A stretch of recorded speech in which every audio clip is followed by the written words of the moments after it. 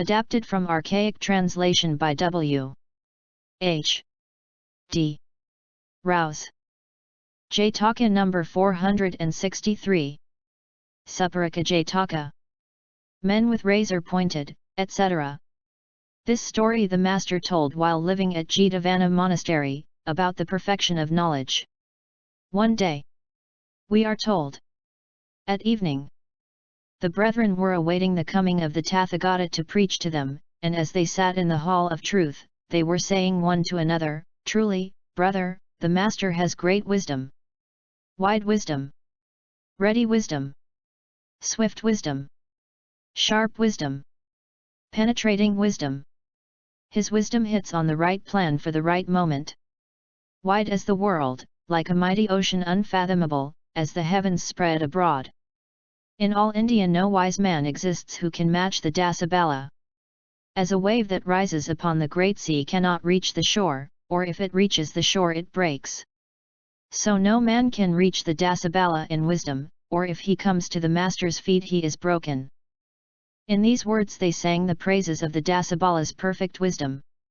The master came in, and asked, "What are you talking of, brethren, as you sit here?"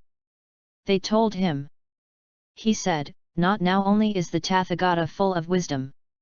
In former days, even when his knowledge was immature, he was wise. Blind though he was, he knew by the signs of the ocean that in the ocean such and such a jewel was hid."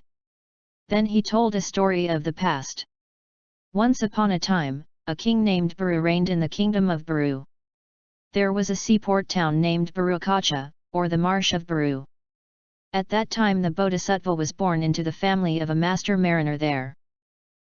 Amiable he was, and of complexion a golden brown. They gave him the name of Suppāraka-Kumara. He grew up with great distinction. And even when he was no more than 16 years old, he had gained a complete mastery over the art of seamanship. Afterwards when his father died he became the head of the mariners and worked on the mariner's calling. Wise he was, and full of intelligence. With him aboard, no ship came ever to harm.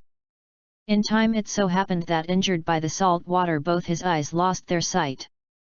After which, head of the mariners though he was, he worked on no more the mariner's trade. But resolved to live in the king's service, he approached the king to that end. And the king appointed him to the office of valuer and assessor. From that time he assessed the worth of valuable elephants, valuable horses, choice pearls, and gems.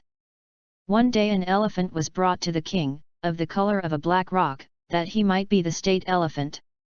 The king gave him a glance, and commanded that he be shown to the wise man. They led the creature before him. The man passed his hand over the elephant's body, and said, "This elephant is not fit to be the elephant of state. This has the qualities of an elephant that is deformed behind." When his mother brought him on, she could not take him on her shoulder. So she let him fall on the ground, and thus he became deformed in his hind feet. They questioned those who had brought the elephant. And they replied that the wise man spoke the truth. When the king heard of this, he was pleased, and ordered 8 pieces of money to be given him. On another day, a horse was brought for the king's horse of state. This too was sent to the wise man. He felt it all over with his hand, and then said, "This is not fit to be the king's state horse."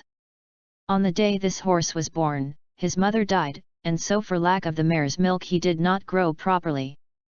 This saying of his was true also. When the king heard of it, he was pleased, and caused him to be presented with 8 pieces more. Another day, a chariot was brought, to be the king's state chariot. This too the king sent to him.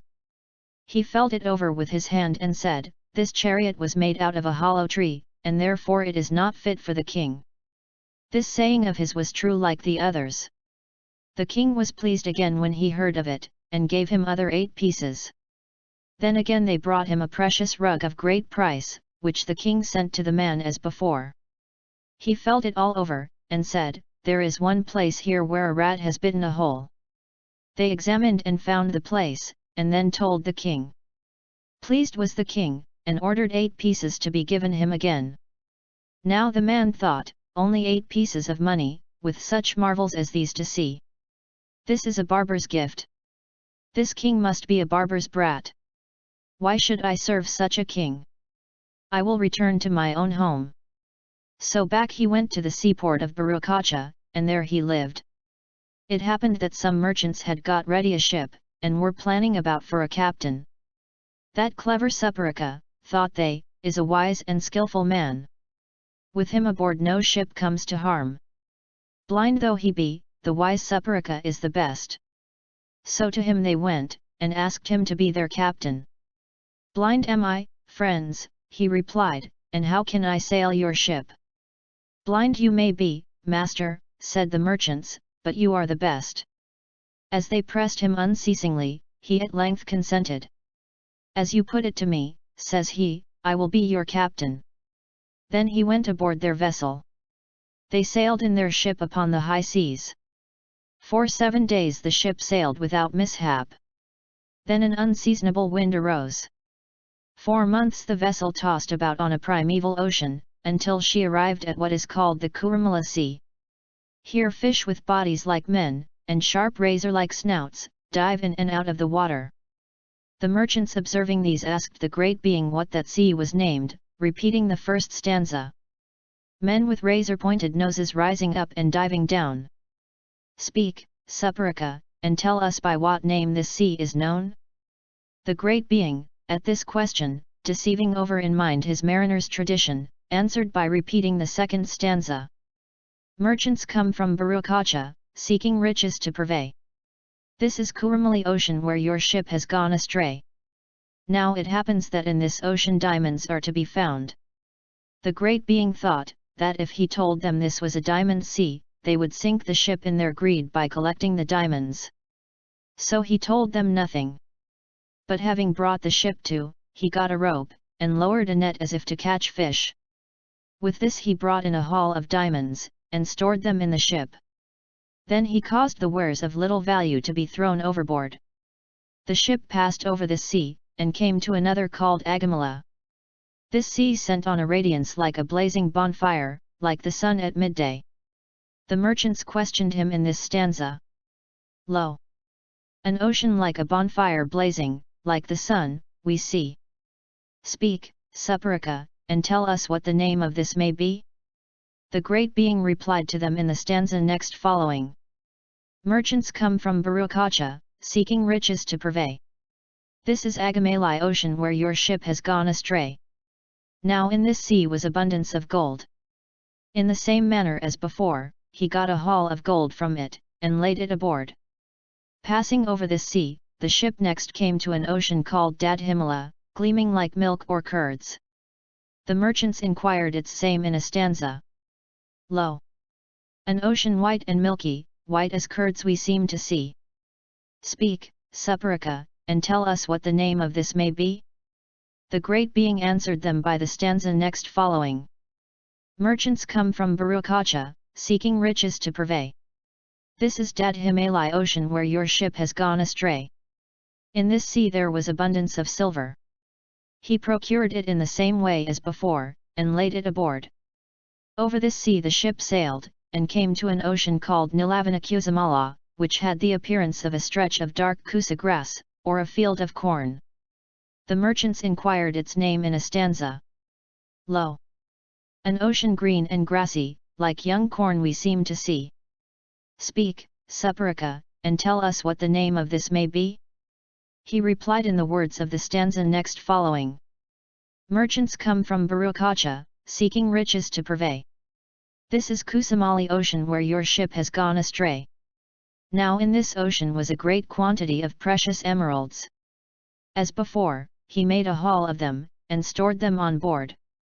Passing over this sea, the ship came to a sea called Nalamala, which had the aspect of an expanse of reeds or a grove of bamboos.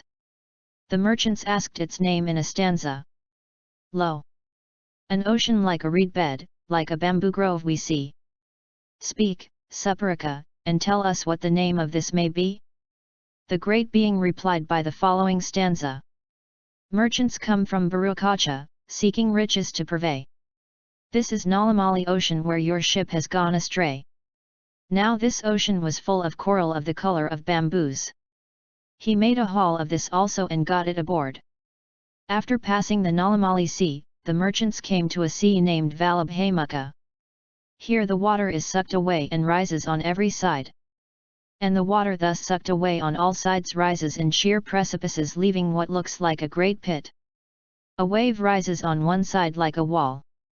A terrific roar is heard, which seems as it would burst the ear and break the heart. On sight of this the merchants were terrified, and asked its name in a stanza. Hear the awful sound terrific of a huge unearthly sea. Lo, a pit, and to the waters in a steep decline. Speak, Suppāraka, and tell us what the name of this may be? The Bodhisattva replied in this following stanza, merchants, etc. Ending this Vallabhamukha ocean, etc. He went on, friends, once a ship has got into the Vallabhamukha sea there is no returning. If this ship gets there, she will sink and go to destruction. Now there were 700 souls aboard this ship, and they were in fear of death. With one voice they uttered a very bitter cry, like the cry of those who are burning in the lowest hell. The great being thought, except me, no other can save those. I will save them by an act of truth.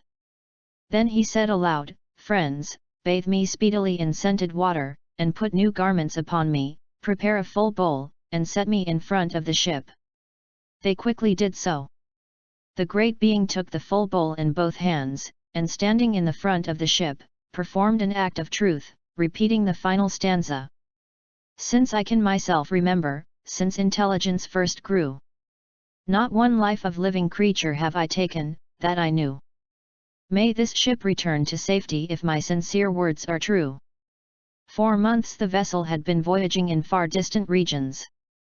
And now, as though gifted with supernatural power, it returned in one single day to the seaport town of Bharukacha.